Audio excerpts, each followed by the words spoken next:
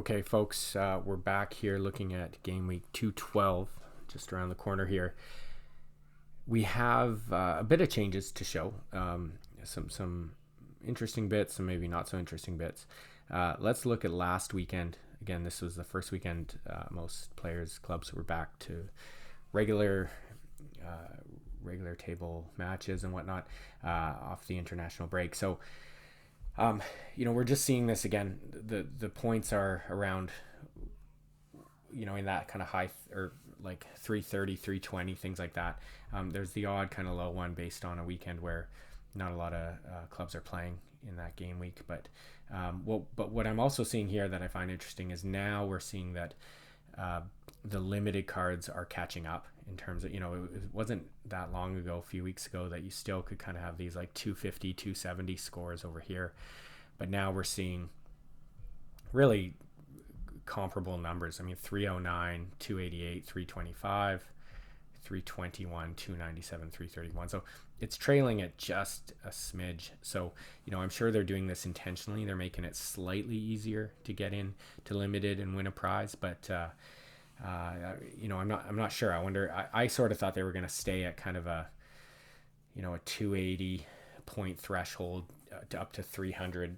That seemed like a kind of a level that would get people excited, get them feeling confident that they could win a card.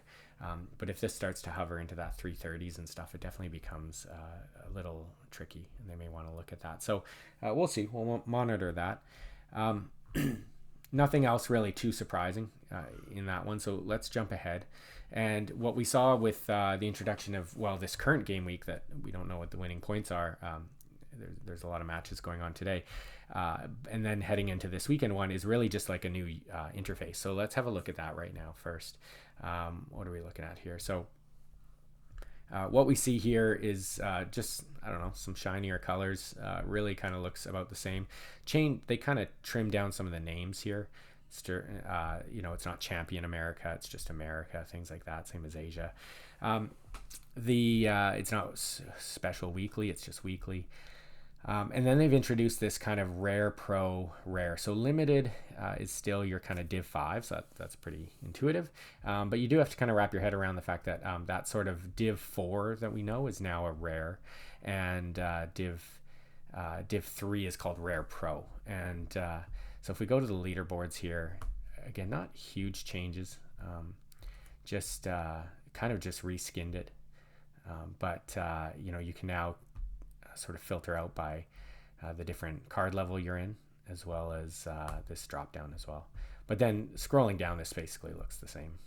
So same as matches, pretty much the same, just kind of reskin, bit of a different color palette up top. And this prize pool, I suppose, is kind of handy. It's just quick, allows you to click on these, but basically takes you to about the same page that you would have seen previously. And we see that again here, looking ahead to this week. Again, just, looks a little more user-friendly, I guess, for those that are just joining. So you can very quickly compare how many managers have entered, what the requirements for each of these are. But then when you click on entering a team, you basically are in the same design as you were before. So a bit of name change, a little bit of design change, but nothing too dramatic. If we look at the actual percentages here, again, not a lot of change to what we've seen over the last several weeks. Again, Champion Europe tends to have the higher payout, but also tends to be the bigger amount of winning points that you need to get in. So nothing jumps out at me. Weekly is kind of interesting. This is kind of, I'm curious to see if people forget or think that there isn't one this weekend or something like that because of the change. It sits in this thing called mix, and it seems a bit odd to have training, which is kind of worthless, or at least you win XP points and things like that, but it's not worth a ton. And then weekly, which can be really intriguing for people, and to kind of hide it in there is a bit, from a UX point of view, I think that's a bit problematic. So they might fix that at some point. So I wonder if there will actually be kind of fewer participants, just because some people just kind of miss it this weekend. So we'll see. As you can see, the payout right now is looking okay. Here, also just very kind of on point. Very.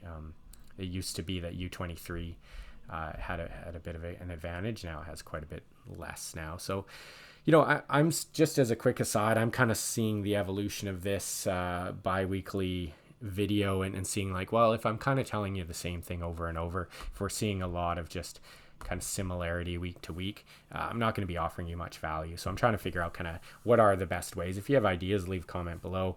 I'm thinking about, you know, diving into kind of the tier 1 and just show a few more of these kind of different categories so you can see the point thresholds to get into some of the really, really nice cards. That might be part of it. I might start to drop in sort of a player of note.